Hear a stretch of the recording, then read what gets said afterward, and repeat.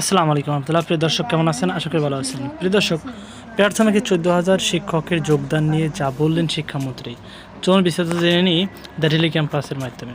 প্রিয় দর্শক, শিক্ষামন্ত্রী এহসানুল হক মিলন বলেছেন, অন্তর্বর্তীকালীন সরকারের সময় প্রাথমিক বিদ্যালয়ের জন্য 14,500 শিক্ষক নিয়োগ দেওয়া হয়েছিল। তবে দায়িত্ব গ্রহণের পর আমি নিয়োগ প্রক্রিয়া নিয়ে বিভিন্ন ধরনের অভিযোগ পেয়েছি। অভিযোগগুলোর তদন্ত করা হয়েছে। কোথায় অভিযোগের সত্যতা পাওয়া গেছে, আবারও কোথায় পাওয়া যায়নি। সব কিছু বিবেচনা করে সরকার এই 14,500 শিক্ষক নিয়োগ দেওয়ার সিদ্ধান্ত নিয়েছে।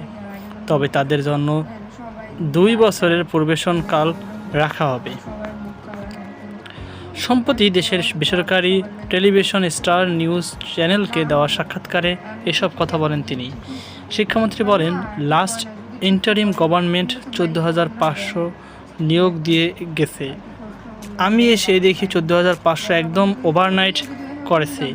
এটা নিয়ে আমি অনেক কমপ্লেন শুনেছি। সব অভিযোগ আমি তদন্ত করেছি, কোথায় অভিযোগ আছে, কোথায় অভিযোগ নেই। তারা ডিসিদের দ্বারা বাইবা নিয়েছে। অনেক কিছু মিলিয়ে আমি সিদ্ধান্ত নিয়েছি, ঠিক আছে, এই 14,500 জনকে আমরা নিয়ে নেব, কিন্তু তাদের 2 বছরের প্রবেশন থাকবে।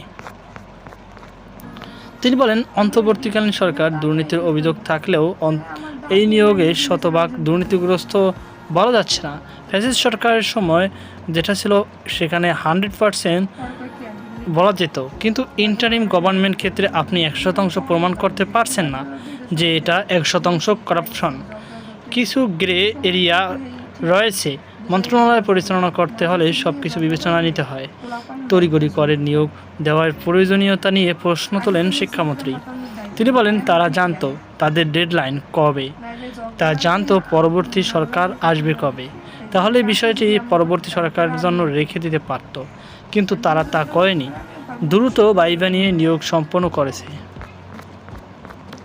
তো প্রিয় দর্শক, এই ছিল আমার সর্বশেষ আপডেট। সকল আশা আজকে পর্যন্ত। আল্লাহ হাফেজ।